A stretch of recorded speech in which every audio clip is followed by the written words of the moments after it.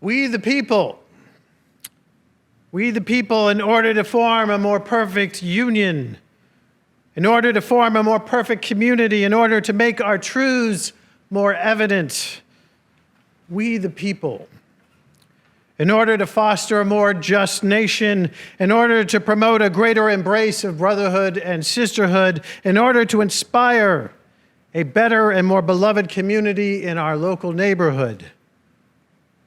We the people, in order to escape the temptations of discrimination and exploitation, in order to find some peace and solace in our lives and in our hearts, we the people come now at this time and in this space to be together. We come now to remind one another of our highest ideals, to be our best selves, to live out our hopes and dreams more compassionately and completely. We the people come now to worship, to find what is holy, and be made one.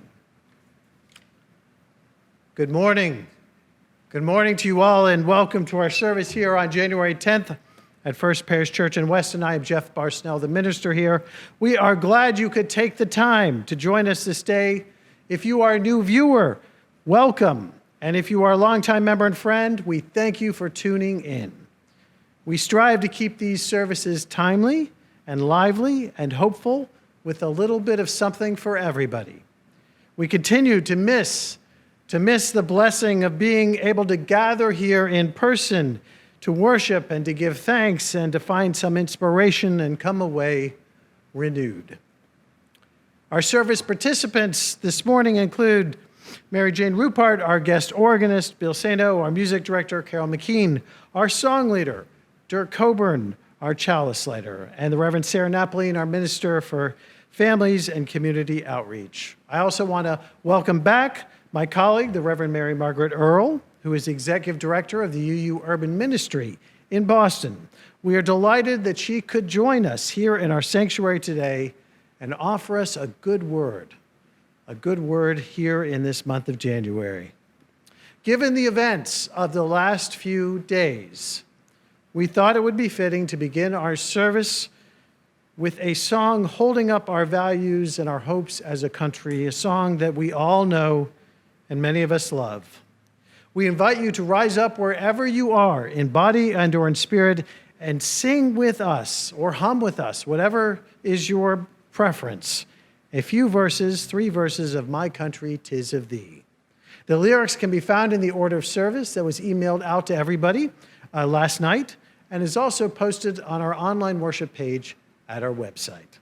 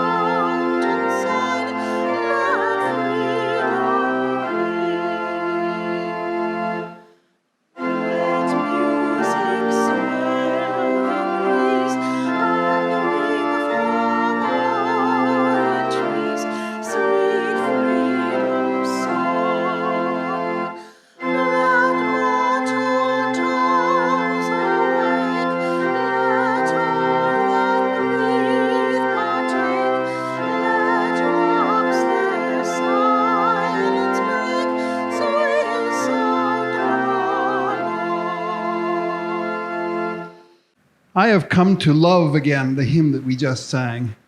Again, because I first sang it with my kindergarten classmates, and who doesn't love what they sing with their kindergarten classmates? But then when I started thinking about the song first, I thought, God, country, in the same stanza, same verse, what's going on there? Could that be mixing church and state? And thinking it through more over the years, I've come to understand it isn't, of course, church and state. It's about faith and citizenship, and I think those two do belong together. For me, God is increasingly over the years the Holy Spirit, that which makes each of us and all of us together and with regard to others do what is good and what is right. For some time, I've pondered my Christian faith in this regard, to return no evil for evil, no divisiveness for divisiveness, to love my neighbor, and to really struggle with what it means to love my enemy. Since we're lighting the chalice, and this week especially, I ponder my Unitarian faith as well in this regard. A faith aligned with reason and what comes from reason, the rule of law, consequences for law breaking, for irrational behavior, for violence. Thinking through my faith, sometimes aloud or in writing, and sometimes to the annoyance of my friends, has helped me to deal with emotional reactions to events that have evoked sadness, dismay, and, to be honest, fear. But I don't want my journey to end there. Faith can give us a choice between affirming fear, seeking control above all else on the one hand, or affirming reason, law, and rational consequences while seeking to repair our communities. My faith tells me to let freedom ring. May it be so. May our faith light the way.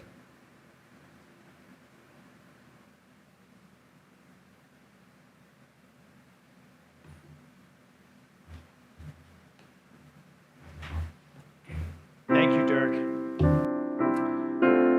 We now invite you to join with us in participating in a tradition that we've developed over the last many months here at First Parish Church, a virtual exchange of peace. We have this remarkable technology in our pockets, on our desks, and we accomplish all sorts of amazing things with these little contraptions, but we rarely use them to simply wish people well.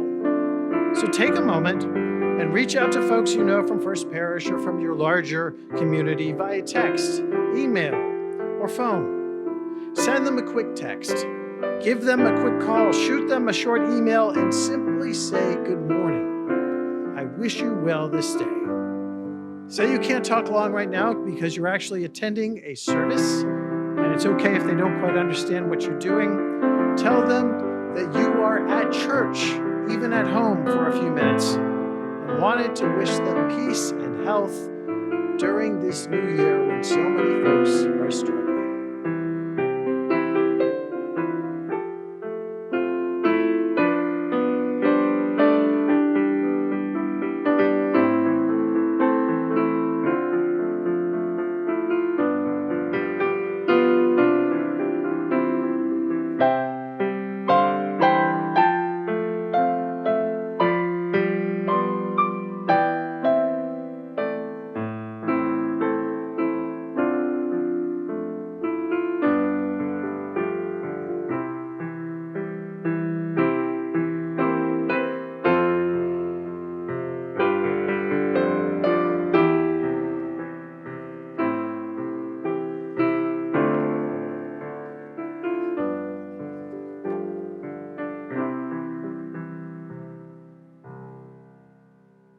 Thank you, Bill. And now the Reverend Sarah Napling with the time for all ages.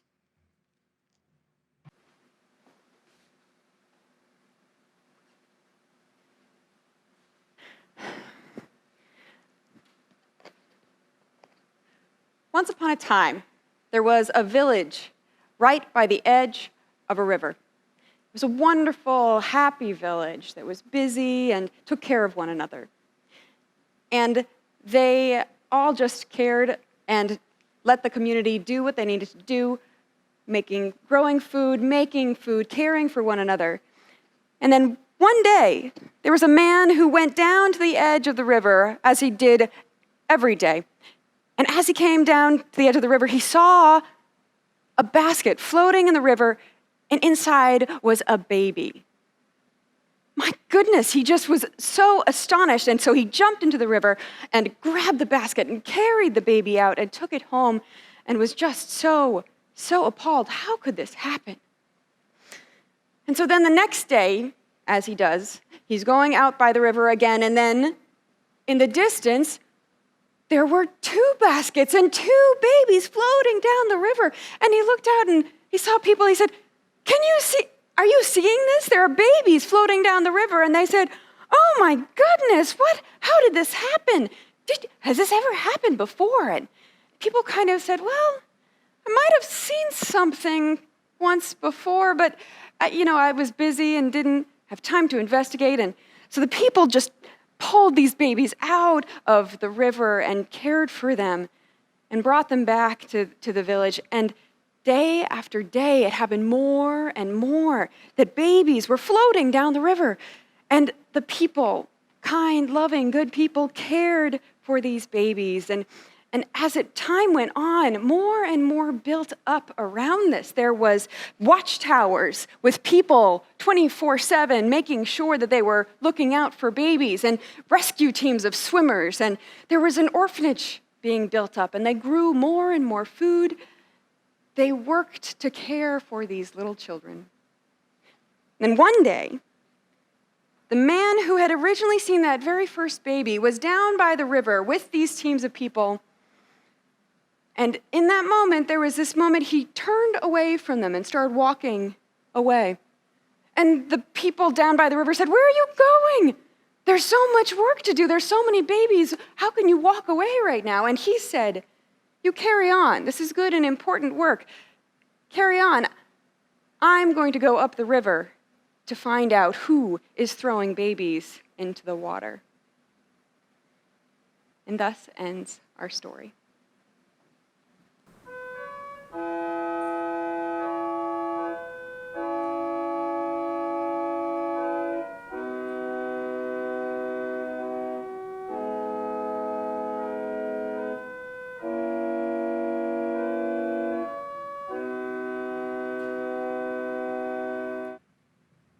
Our first reading for today comes from the prophet Amos, from chapter 5, from the Hebrew Bible.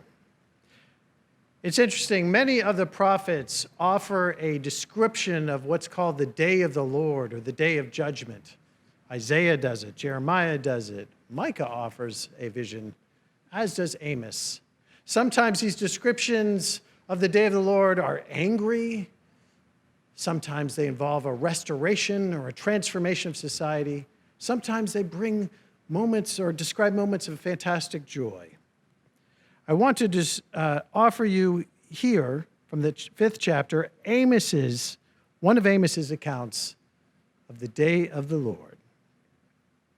Alas for you who desire the day of the Lord. Why do you want this day of the Lord? Is it darkness, not light? As if someone fled from a lion and was met by a bear, or went into the house and rested a hand against the wall and was bitten by a snake? Is not the day of the Lord darkness, not light, and gloom with no brightness in it? I hate and despise your festivals. I take no delight in your solemn assemblies. Even though you offer me burnt offerings and grain offerings, I will not accept them. And the offerings of well-being of your fatted animals I will not look upon. Take away from me the noise of your songs. I will not listen to the melody of your harps. But let justice roll down like waters, and righteousness like an ever-flowing stream. Here ends the first reading.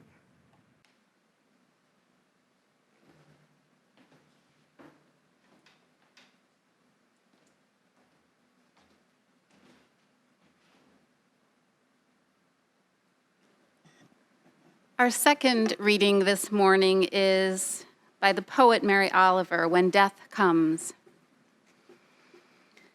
When death comes like the hungry bear in autumn, when death comes and takes all the bright coins from his purse to buy me and snaps the purse shut, when death comes like the measles pox, when death comes like an iceberg between the shoulder blades, I want to step through the door full of curiosity, wondering, what is it going to be like, that cottage of darkness? And therefore, I look upon everything as a brotherhood and a sisterhood, and I look upon time as no more than an idea, and I consider eternity as another possibility, and I think of each life as a flower, as common as a field daisy and as singular, and each name as comfortable music in the mouth, tending, as all music does, towards silence. And each body a lion of courage and something precious to the earth. When it's over, I want to say, all my life I was a bride, married to amazement. I was the bridegroom, taking the world into my arms. When it's over, I don't want to wonder if I've made of my life something particular and real. I don't want to find myself sighing and frightened or full of argument. I don't want to end up simply having visited this world. And so ends our reading.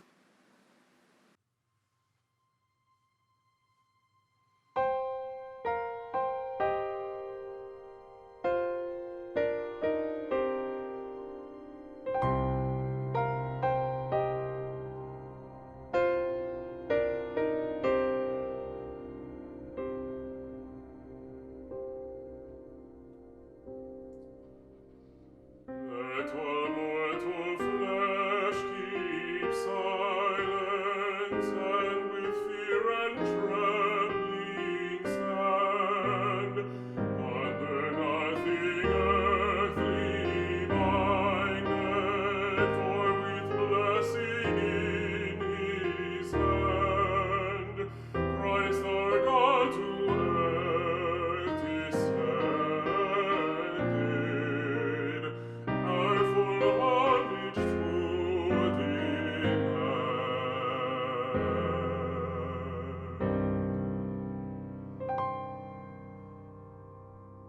King of kings, yet born of Mary, as of old on earth he stood, Lord of lords in human vesture, in the body and the blood. He will give to all his faithful his own self for heavenly food.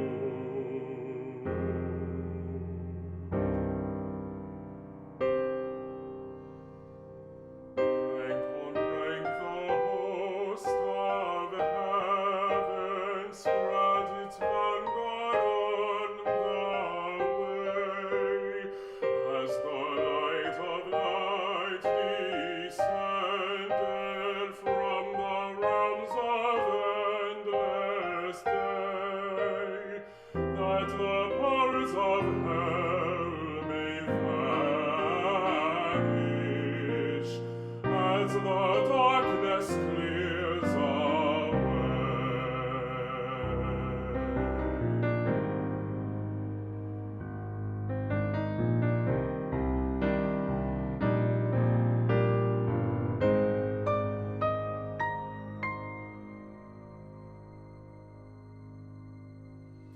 At his feet the Savior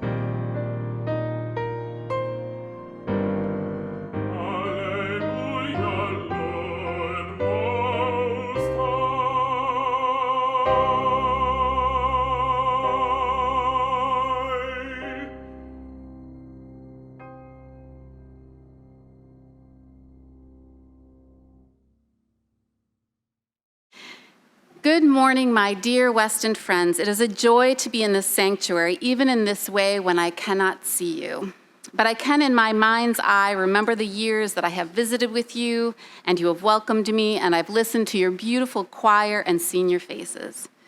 Visiting Weston always means a great deal to me because of the long-time bonds that connect this congregation and our work in Roxbury. No doubt those go back even further than I know, but I do know the Reverends Judy and Harry Haler were deeply committed to the work of racial justice and the work of the urban ministry, and they helped forge bonds between us, visible even in the presence of your minister, the Reverend Jeff Barsnell, who has shared with me memories of serving as an intern minister in Weston and joining the Halers and volunteering as a tutor at the urban ministry. I am grateful for his warm welcome today, and it has been a real happiness for me to begin working with him. Our longtime bonds with Weston are testified by so many ways you continue to invest in and support our work. Among you are champions like Elise Rockhart, who has passionately supported and cheered us over decades. Friends like Jean Masland and Melissa Greenlaw and Donna Pearlstein and the Coburn family, Don and Patty Pearson and Mary Parker and the Wrens. Our former board chair, Chris Nelson, became a part of the urban ministry family during her time here, and she helped us connect to the Kilburn Petersons and Jane Carlson. You've hosted gatherings for us in your homes and gathered with me in the parlor after services to talk about our work, and you've trekked into Roxbury to volunteer and listen to lectures and attend concerts in our historic meeting house. Each year, your outreach committee supports our work through a generous grant for which we are grateful.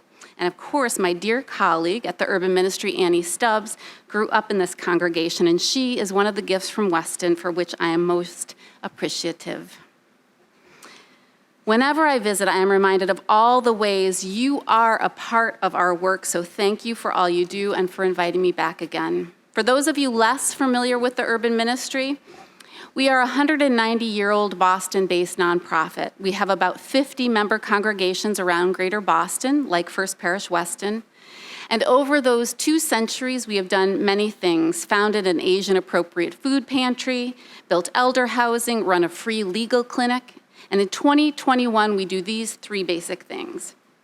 We serve survivors of domestic violence at our Renewal House shelter and offer a job readiness program for survivors from across Greater Boston.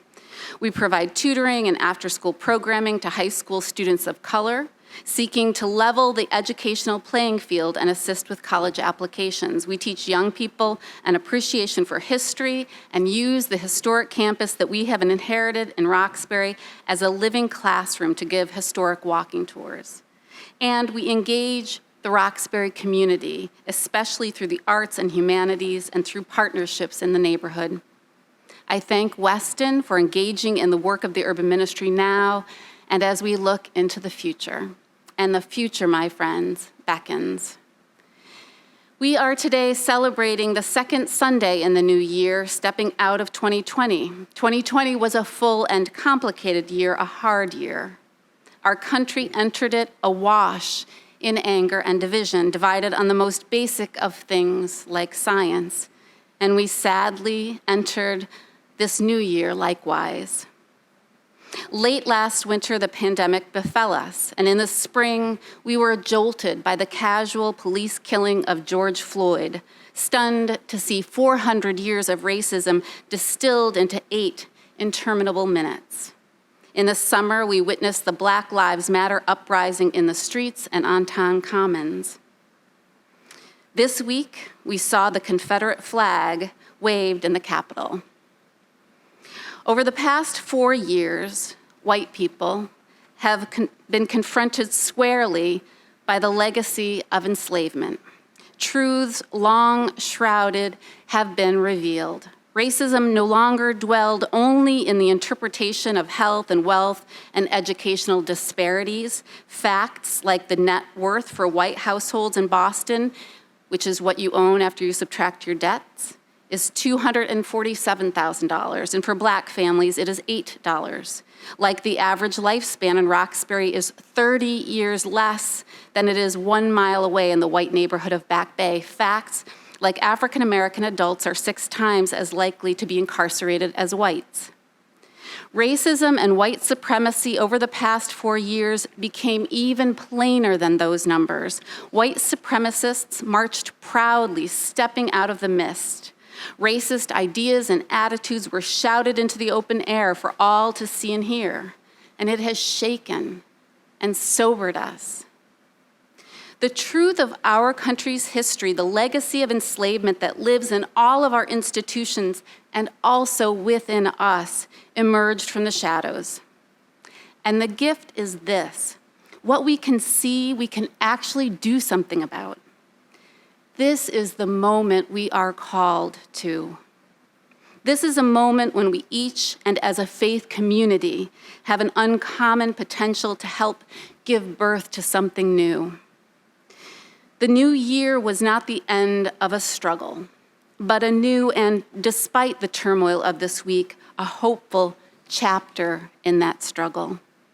The work before us to heal racism will be the outward-facing work of petition and protest and peaceful march and mobilizing, but it must also be the work inward, the work within ourselves. And the journey inward to facing our own racism is hard work and essential work. This morning, I wanted to walk with you on that journey, the journey that I have been on since arriving at the urban ministry 6 years ago. I arrived in Roxbury after a decade working in the homeless community in Providence, Rhode Island. I came ready to work with domestic violence survivors and to support young people. But when I arrived, I learned quickly that there was more to our organization than our list of programs. We stood at the intersection between communities, rooted in the historic heart of Boston's Black community that had experienced and borne witness to the city's legacy of racism, and encircled by white suburban UU congregations being awakened to that legacy. Standing at that intersection meant reckoning with racism. But I didn't come to the urban ministry to talk about racism. I wasn't ready for it. And on one of my first days, the police officers in Ferguson, Missouri, who had killed Michael Brown were not indicted. This moment propelled the Black Lives Matter movement into the national consciousness. And the UU urban ministry staff came to me and asked me to make a public statement. I didn't know what to say. I was afraid to talk about racism. That day was the beginning of a new leg of my journey, not just my outward journey for justice, but also my inward journey. And this morning I share 3 lessons that I am learning on the way.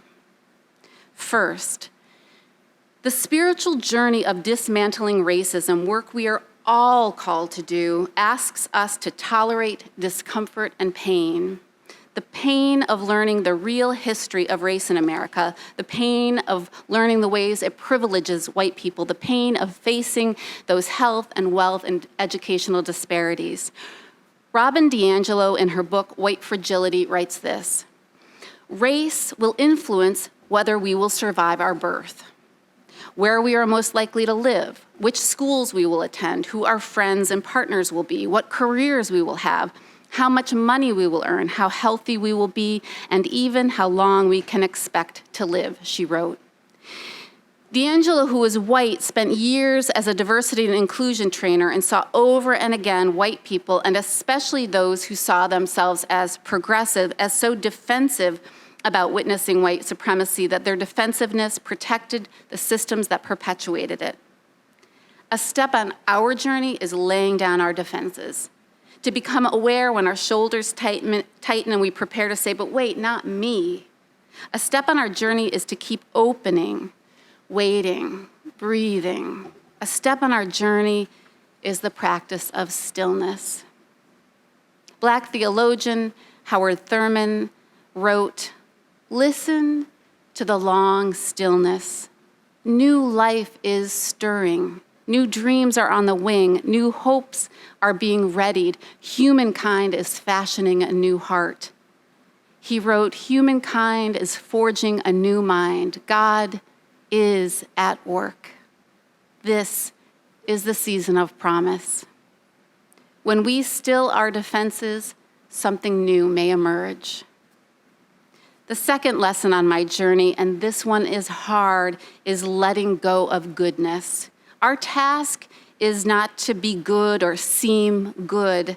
It's paying attention. It's looking at what needs to be witnessed. In White Fragility, D'Angelo describes that our biggest hurdle to addressing racism is white intolerance to thinking that we participate in the systems that uphold racism, in seeing how these systems benefit us. She writes, I could see the power of the belief that only bad people were racist. I could see how we were taught to think about racism as only discrete acts committed by individual people rather than as a complex, interconnected system. It became clear that if I believed that only bad people who intended to hurt others because of race could ever do so, I would respond with outrage to any suggestion that I was involved in racism. She wrote, of course, that belief would make me feel falsely accused of something terrible, and of course, I would want to defend my own character. When we protect our sense of being good at the expense of seeing truth, we risk more harm. None of us created the world into which we were born. We were born into a nation built on enslavement. Our modern police forces were born of slave patrols whose charge was capturing fleeing slaves. Our founding fathers enslaved people even while writing the Declaration of Independence. It would be impossible to imagine that we did not inhale racism like a villager living by the smokestacks inhales pollution. When we focus on protecting our goodness over examining our contribution to racism and white supremacy, we uphold it.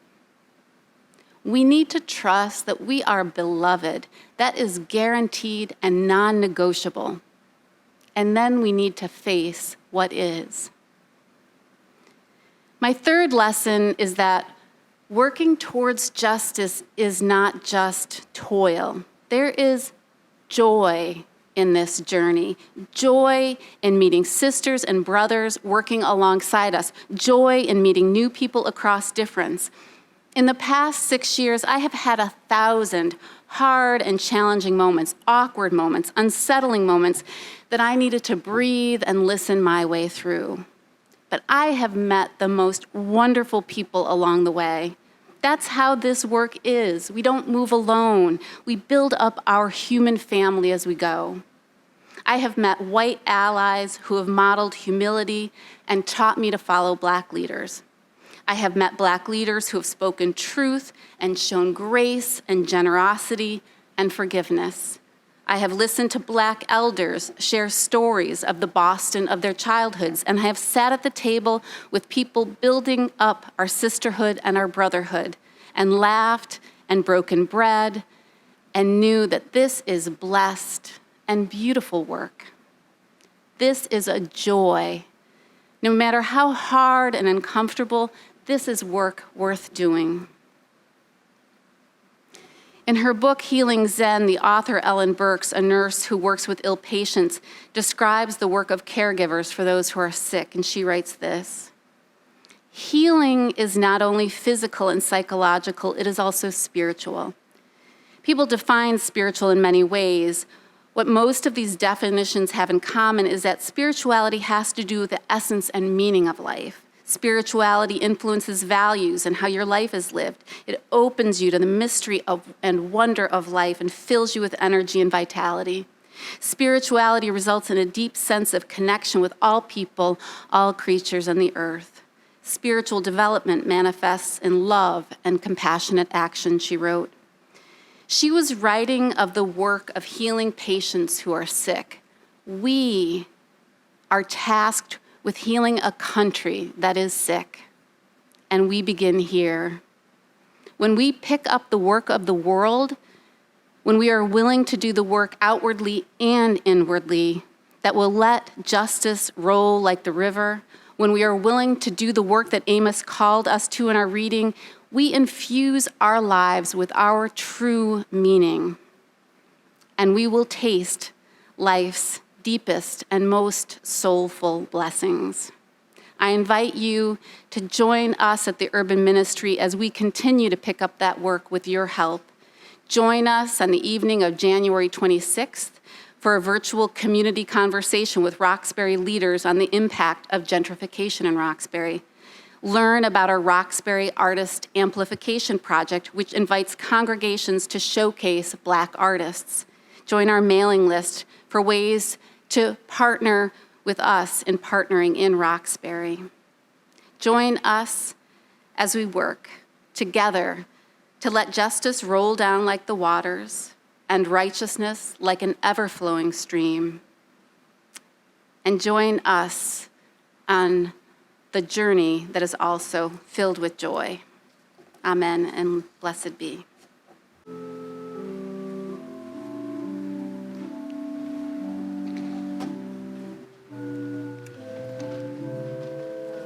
Thank you, Mary Margaret. Wherever you are currently watching this, sitting on your couch, perhaps on a chair in your kitchen, wherever that might be, I invite you to sit a little bit more up straight or stand up and take a breath, and then join with us in this brief prayer.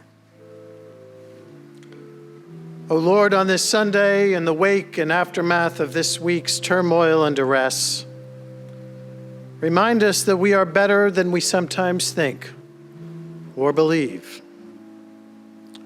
Remind us that our highest ideals as a country and as individuals do not make themselves manifest by accident, but rather become real only through arduous effort and a commitment to what is true and what is real.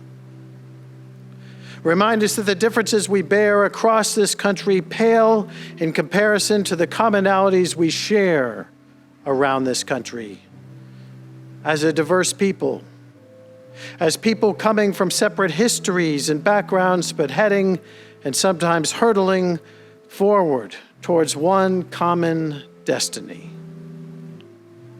Remind us that the values we hold dear as a people of faith and citizens of a democracy are easy to understand, but difficult to follow, and even harder to put into practice. They always have been, and they always will be. O Lord, help us to tread the path that leads towards the greater community of brotherhood and sisterhood, and to that peace that passes all understanding. May it be so. In addition, as is your tradition and inclination, I invite you now to join with me in praying the way Jesus taught us to pray, saying, Our Father, who art in heaven, hallowed be thy name. Thy kingdom come, thy will be done, on earth as it is in heaven. Give us this day our daily bread, and forgive us our trespasses as we forgive those who trespass against us. And lead us not into temptation, but deliver us from evil. For thine is the kingdom and the power and the glory, forever and ever. Amen.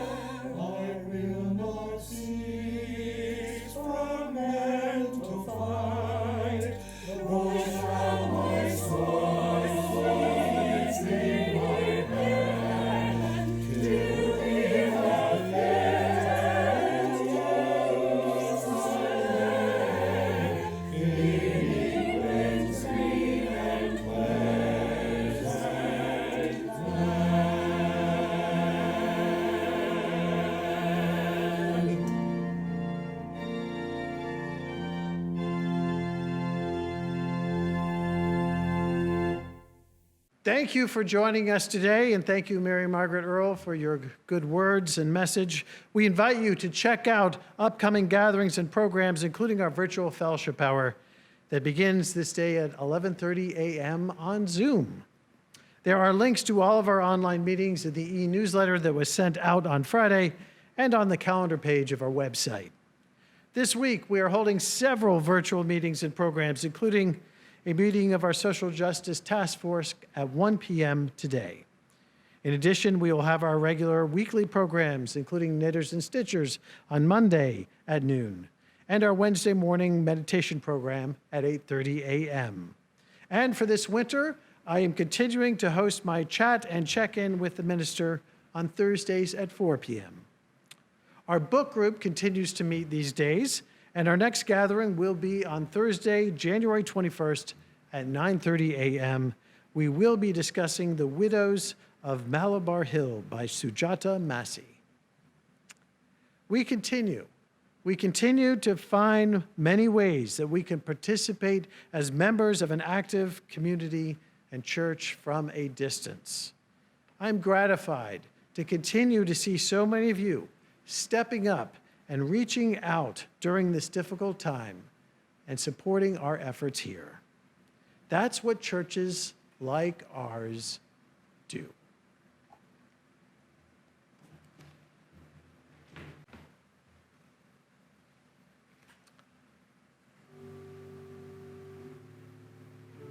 Thank you for joining us today.